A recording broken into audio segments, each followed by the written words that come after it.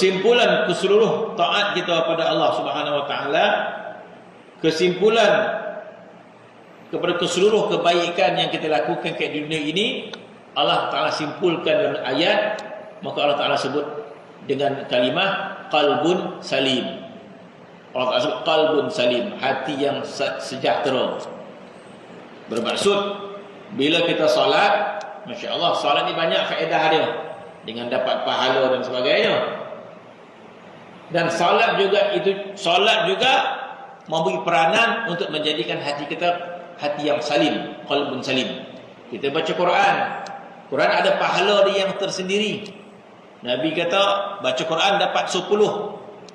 Setiap huruf Quran dapat 10 pahala. Nabi kata, aku tak kata alif lam itu huruf, aku mengatakan alif harf, lam harf, mim harf.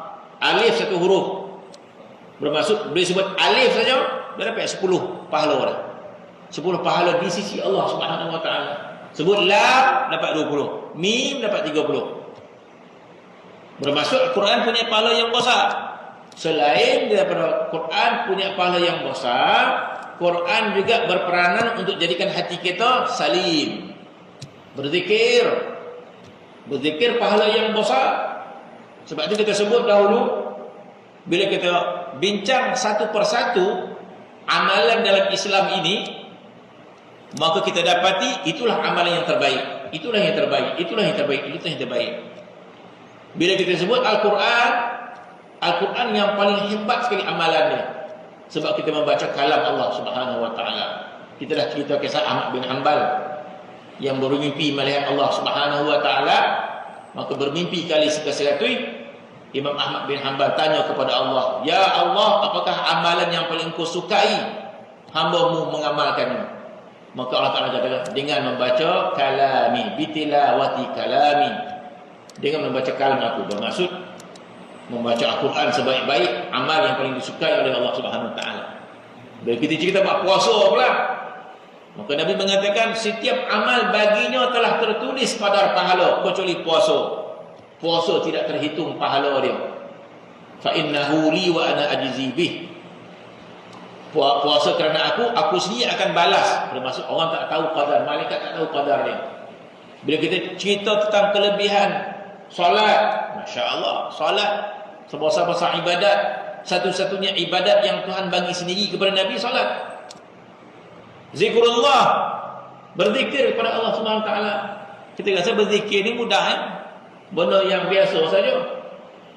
Dan Nabi SAW bersabda, "Hendak tak aku bagi tahu kepada kamu suatu amalan yang lebih afdal daripada kamu sedekah emas dan perak, dan terlebih afdal daripada kamu pergi medan perang, sama ada kamu berjaya membunuh musuh atau kamu terbunuh mati syahid." Apa amal yang lebih besar pada itu ya Rasulullah? Nabi kita zikrullah. Nabi kita dalam hadis itu menyatakan zikrullah lebih besar daripada sedekah, zikrullah lebih besar daripada mati syahid. Jadi dalam Islam ini bila kita sebut satu persatu ibadat, seolah ibadat itulah yang paling hebat. Jadi bermaksud mana-mana ibadat yang kita lakukan tetap yang terbaik di sisi Allah Subhanahu Wa Taala. Kemudian setiap ibadat yang kita lakukan itu, selain daripada kita dapat pahala tentang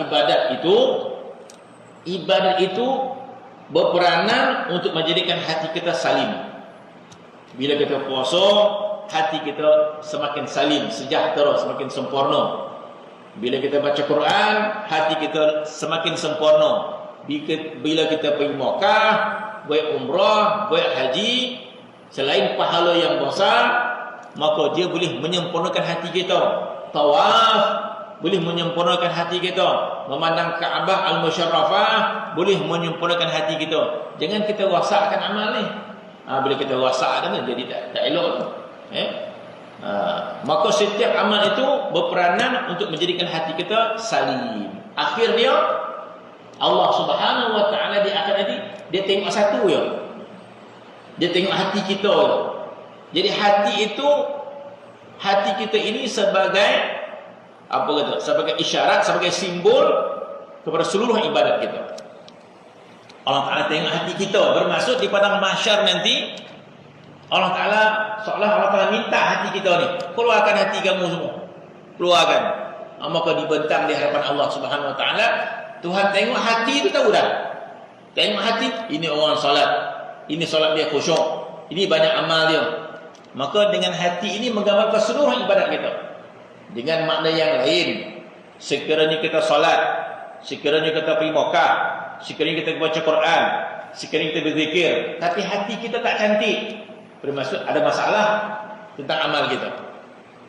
Jadi kesimpulannya, bila di padang mahsyar nanti, Allah Ta'ala nak tengok hati kita ni salim ataupun tidak, sejahtera atau tidak. Maka Allah Ta'ala menyebut dalam Quran satu-satunya ayat, maka Allah Ta'ala mengatakan yauma la yanfa'u malun wala banun. Hari akhirat itu tidak manfaat harta dan anak pinak. Di padang mahsyar tidak manfaat harta. Illa, kecuali man atallaha, barang siapa bertemu dengan Allah biqalbin salimin, kecuali orang yang datang kepada Allah dengan hati yang sejahtera. Yauma la yanfa'u malun wala banun. Hari akhirat tidak manfaat harta dan anak pinak. Illa, kecuali man atallah, barang siapa datang bertemu dengan Allah biqalbin salim, dengan hati yang salim. Bermaksud tak payah tunjuk salat, tak payah tunjuk amal, tak payah tunjuk sedekah, tak payah tunjuk haji umrah. Letakkan hati saja. Hati ini kita bawa ke mana-mana hati ini. Kalau amal tersimpan dalam kitab, tersimpan. Tapi hati ini kita bawa sepanjang masa. Mana mungkin orang tak ada hati. Hati sepanjang masa. Kita pergi puasa pun hati kita bawa. Kita datang masjid pun hati kita bawa. Bila kita meninggal dunia, kita bawa hati kita semua di alam barzah. Kemana-mana kita bawa hati kita. Di padang mahsyar nanti, cukup Tuhan tengok hati kita, menggambarkan segala-galanya. Bermaksud hati yang ikhlas, hati yang rahmah, hati yang sebagainya. Maka Allah Ta'ala cukup tengok hati kita. Maka Tuhan mengatakan hari akhirat tidak manfaat harta dan anak pinak, kecuali yang datang kepada Allah biqalbin salim, kecuali datang kepada dengan hati yang sejahtera. Jadi hati ini menggambarkan segala-galanya ni. Maka kata di sini, peliharalah hati engkau daripada suka kepada dunia dan syahwat, dan hendaklah ada hati engkau yang sempurna, selamat, tiada suka kekal bagi syahwat atas selama-lamanya, katanya. Itu kesimpulan kebaikan kita daripada segala ibadat kita. Allah